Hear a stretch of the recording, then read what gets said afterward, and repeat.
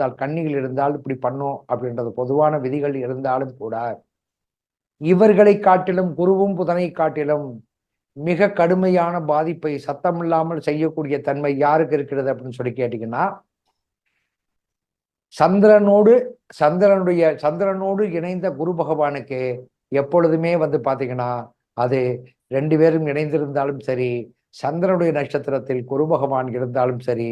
நிச்சயமாக அந்த லக்கணத்திற்கு எந்த பாவகமோ அந்த பாவகத்தினுடைய தன்மையை சத்தம் இல்லாமல் அடிச்சு துவம்சம் பண்ணிடுவான். குரு பகவானுடைய கணக்கு கேட்டீங்கன்னா, அறிவு சார்ந்தவன், அடுத்தவர்களுக்கு அதாவது கேட்டா அருளை கொடுப்பவன், வழிகாட்டுபவன், புத்தியை சொல்பவன், இந்த மாதிரி தனத்திற்கு சொந்தக்காரன், தங்கத்திற்கு சொந்தக்காரன், இப்படி பல கோணங்களில் இருந்தாலும் இந்த குருவினுடைய மறுபக்கம் என்று சொல்லக்கூடிய சந்திரனோடு இணையக்கூடிய காலகட்டத்துல